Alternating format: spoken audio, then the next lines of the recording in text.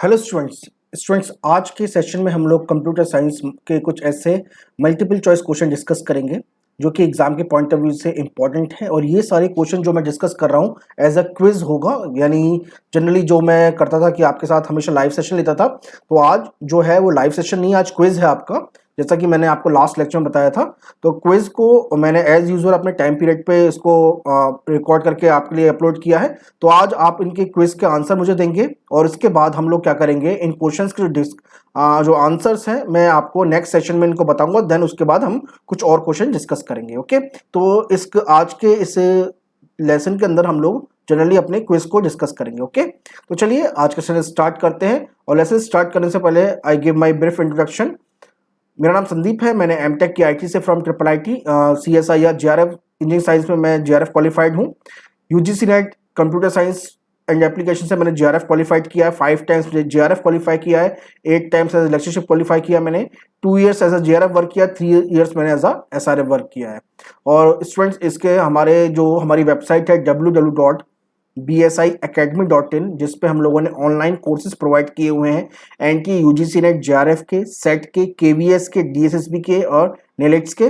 तो इन कोर्सेज के रजिस्ट्रेशन के लिए आप हमारे व्हाट्सएप पे कांटेक्ट कर सकते हैं या फिर हमारी वेबसाइट पे जाके इनको देख सकते हैं। इनके लिंक्स मैंने वीडियो के डिस्क्रिप्शन के अंदर मेंशन कर दिए हैं, आप जाके देख सकते हैं। तो जैसे हमारा नेलिट्स का scientific B and scientific technical assistant एक पोस्ट का हमारा ऑनलाइन कोर्स है, जिसके अंदर हम लोग online lectures, live classes, live doubt sessions और ऑनलाइन टेस्ट सीरीज और कंप्लीट PDF अवेलेबल कराएंगे। तो इस कोर्स में रजिस्ट्रेशन के लिए आप हमारे व्हाट्सएप पे हमें कॉन्टेक्ट कर सकते हैं या फिर वेबसाइट पे जाकर डिस्कस कर सकते हैं। अगर आप हमारे व्हाट्सएप पे कॉन्टेक्ट करेंगे तो हमारे एग्जीक्यूटिव आपको इसको कंप्लीट इसके बारे में इंफॉर्मेशन प्रोवाइड कर देंगे।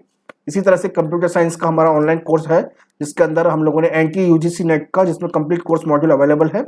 और इसी तरह से हम लोगों ने पेपर 1 का right now we are giving on very heavy discount only 999 rupees में, जिसके अंदर हम मोर देन 550 से ज्यादा वीडियो क्लास हमने प्रोवाइड करी हुए हैं। तो ये सारे कोर्सेज जो हम लोगों ने लेटेस्ट पैटर्न पे अवेलेबल कराए हुए हैं। ओके, तो इसी तरह से पेपर 1 एंड पेपर 2 की टेस्ट सीरीज अवेलेबल है, हमारी वेबसाइट पर जाकर आप इसको देख सकते हैं। हमारी वेबसाइट का लिंक जो है www.bsiacademy.in है, और इसका लिंक जो डायरेक्ट लिंक जो है मैंने वीडियो के डिस्क्रिप्शन में मेंशन कर दिया है, आप जाके उनको देख सकते हैं।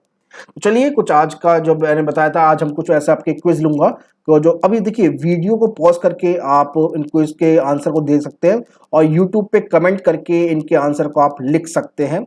और जैसे फर्स्ट के आगे आप लिख सकते हैं भाई आंसर क्या होगा, 1 2 3 या फिर ABCD के करस्पॉन्डिंग।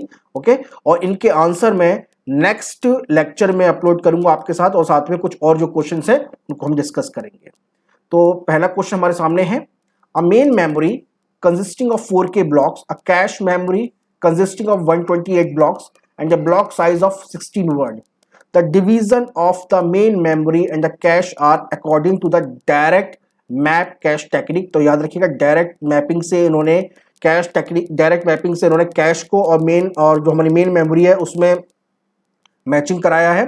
तो how many bits are required to represent the tag field. अब देखिए टैग फील्ड को रिप्रेजेंट करने के लिए कितने बिट्स चाहिए, ऑप्शन है 7 बिट्स, 5 बिट, 4 बिट और 3 बिट। तो जिन स्टूडेंट्स ने मेरी क्लासेस रेगुलर अटेंड की होगी तो आसानी से इस क्वेश्चन का आंसर लिख सकते हैं। तो आप मुझे यूट्यूब कमेंट में लिख के बताएंगे कि भाई फर्स्ट का क्या आंसर है, फर्स्ट का 1 आंसर है, 2 आंसर है, 3 या 4। आप ABC भी लिख सकते हैं, मैं समझ जाऊंगा कि भाई क्या करेक्ट है। ओके, तो मैं फिर से आपको रिपीट कर देता हूँ। Question number 1, a main memory consisting of 4K blocks and a cache memory consisting of 128 block and a block size of 16 word. The division of the main memory and the cache are according to the direct map cache technique. How many bits are required to represent the tag field? 7 bits, 5 bits, 4 bits या फिर 3 bits. Question number 2, अब देखिए ये statement है, तो ये हमारा CPU scheduling के ऊपर क्वेश्चन है। तो consider the following 4 process with the arrival time and length of the CPU burst given in the millisecond. तो हमारे पास प्रोसेस दे रखी है, 4 process P1, P2, P3, P4 and their arrival time is also given, that is 0 millisecond, 0 time period पे first 1 2 and 3 and the burst time is also given, that is 8 4 9 5. Okay, now this is the only statement. अब हम question के, आप video को pause करके इसको आप analysis कर सकते हैं। तो हर क्वेश्चन के बाद आप वीडियो को पॉज करके इसको एनालिसिस कर सकते हैं, क्योंकि इन क्वेश्चन को आंसर देने में थोड़ा टाइम लगेगा, आपको कैलकुलेशन करनी पड़ेगी, तो you can take your time. तो अब क्वेश्चन के ऊपर आते हैं। क्वेश्चन जो हमारा है, the average waiting time for preemptive shortest job first, SJF मतलब shortest job first scheduling algorithm is 6.5 millisecond, 7.5 millisecond, 6.75 millisecond and 7.75 millisecond. Okay ना। तो यहां पर जैसा कि लास्ट अभी मैंने क्वेश्चन बताया कि 4 प्रोसेस है, P1, P2, P3 and P4।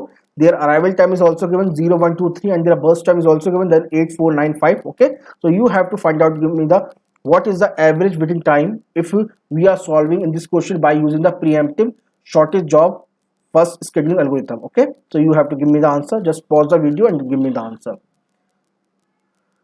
Question number third. Now this question I already solved many times, so this question is taking the help of with the help of Kruskal algorithm. So by using the Kruskal algorithm to find the minimal spanning tree, so you have to find out the minimum search MST, that is the minimal search tree, by using the Kruskal algorithm. We have, I already told you the two algorithm, one is the Kruskal algorithm and one is the another one is the Prems algorithm. So just by using the Kruskal algorithm, you have to find me the what is the minimal spanning tree. You have to give me the correct option. So the list of the edges of the tree in the order in which they are chosen. So for example, if you are solving this graph and you are finding me the minimal spanning tree, so you have to tell me the what is the order of the edges, means आप किस order में उन edges को निकाल रहे हैं। इस तरह से आपको ऑप्शन में आंसर बताना है। आपके सामने ऑप्शन गिवन है, तो मैं इसके ऑप्शन को रिपीट नहीं करूंगा। आपके सामने ये फिगर दे रखा है, ग्राफ का फिगर है। इस ग्राफ के फिगर को देख के आपको इनके एजेस को बताना है। अब देखिए यहां पर एक एज की लेंथ नहीं दे रखी है, तो आप इसको एक तरह से इसको नजरअंदाज कर सकते हैं। ठीक है, तो आप अपने अकॉर्डिंग इसको बता दीजिएगा। ठीक है, अब इसमें हो सकता है इसको इनफाइनाइट लेके चला है कहीं पर भी, पर डीबी जो ऑप्शन है, डीबी का ऑप्शन जो ऑप्शन है वो कहीं किसी ऑप्शन में नहीं आ रहा है, मतलब डीबी जो एज है वो किसी भी ऑप्शन में नहीं आ रही है, तो आप इसको नेग्लेक्ट करके चल सकते हैं। So this is the question number third. Question number fourth, the process of building new classes from the existing one is called dash polymorphism, structure, inheritance and cascading. Very easy question, just you can give me the answer and just write me the in the YouTube comment section and आप कोशिश करिएगा कि सारे answers को पहले आप solve कर लीजिए, एक ही कमेंट में सभी के आंसर लिख दीजिएगा। कि फिर क्या करते हैं स्टूडेंट्स, क्या करते हैं एक एक ऑप्शन में एक एक कमेंट में एक एक आंसर लिख रहे हैं, ऐसा मत कीजिएगा। पहले सॉल्व कर लीजिए इस पूरे क्वेश्चन पेपर को। 10 क्वेश्चन मैंने दिए हैं, आगे मैं और भी क्वेश्चंस मैं आपको दूंगा। और हमने इसी तरह की जो टेस्ट सीरीज, देखिए ये क्वेश्चन तो वो क्वेश्चन है जो मैं ऑलरेडी आपको बता चुका हूं। इसके अलावा इसके से भी बहुत अच्छे अच्छे क्वेश्चन जो हमने टेस्ट सीरीज में डाले हुए हैं, तो आप जाके इसको टेस्ट सीरीज जो हमारी है वो अपने अकॉर्डिंग उसको आप इसको ले सकते हैं। तो टेस्ट सीरीज के अंदर इसी तरह के क्वेश्चन हम लोगों ने प्लान किए हैं आप लोगों के लिए। Next question, question fifth. Now this is the question from the hash function. A hash function defined as f key is equals to key mod 13 with linear probing is used to insert the key 55, 58, 68, 91, 27, 145. Okay, now you have to give me the answer. What will be the location of 79? अब देखिए यहाँ पर एक location को आपने कर दिया। अब देखिए 79 यहाँ पर नहीं है, तो आप क्या करिएगा, यहाँ पर 79 एक नंबर आप डाल दीजिएगा। ठीक है, 79 आप यहाँ पे एक नंबर लिख लीजिएगा, लास्ट में लिखिएगा, पहले मत लिखिएगा, क्योंकि 79 इस ऑप्शन में नहीं है। ठीक है, इस ऑप्शन में नहीं है, तो आप 145 की जगह पर यहाँ पे 79 लिख लीजिएगा। तो what will be the location of 79? 1, 5, 3, 4। Okay, तो you have to give me the answer. क्योंकि 79 यहाँ पे नहीं है और मैंने क्वेश्चन में 79 पूछा है, तो 145 के बाद आप 79 को ले लीजिएगा, यानी first, second, third, fourth, fifth, six, seventh element is the 79। Next question, question number 6th। What percent of the IP version 4 IP address space do all the class C address consume? यानी अगर हम लोग IP version 4 की बात करते हैं, तो class C के जितने भी नंबर ऑफ एड्रेसेस होते हैं वो टोटल का कितना परसेंट होते हैं, ये मैंने सॉल्व कराया है आपको। आई नो दैट, जो आपको बताना है ऑप्शन इसके सामने है 12.5%, 25%, 37.5% या फिर 50%। So just pause the video, find out the answer. Just पहले आप फर्स्ट से लेकर 10 तक के सारे आंसर को लिखिए, एक में कमेंट में लिखकर सारे आंसर आप मुझे दीजिएगा। Next question, question number 7, which of the following statement is or are true with regard to the various layer of the OSI layer or whatever that our internet layer? Okay, so at the link layer a packet of transmit information is called the frame, यानी link layer पर, data link layer पर हम इसको frame कहते हैं, और at the transport layer a packet of transmit information is called the segment। तो data link layer का बता रखा है फ्रेम कहते हैं, और ट्रांसपोर्ट लेयर पे उसको हम लोग सेगमेंट कहते हैं। तो इनमें से कौन सा ऑप्शन करेक्ट है? P only, Q only, P and Q, neither P nor Q। तो you have to give me the answer. So student, next question है, which of the following statement is और are correct? Recursive language are closed under complementation. If a language and its complement are both regular, the language is recursive. Set of recursively enumerable language is closed under the union, and all of these. Okay, so you have to give me the answer of correct statement only. I am repeating again this statement. Recursive language are closed under its complementation. If a language and its complement are both regular, the language is recursive. The set of recursive enumerable languages closed under union, and all of these. Okay, just pause the video and give me your answer. और test series में students हम लोगों ने इसी तरह से बहुत अच्छे अच्छे क्वेश्चन डाले हैं। ये क्वेश्चन तो वो हैं जो मैंने आपको पहले कराए हैं। Which of the following statement is wrong? इनमें से कौन सा स्टेटमेंट रॉन्ग है? Any regular language has equivalent context free grammar.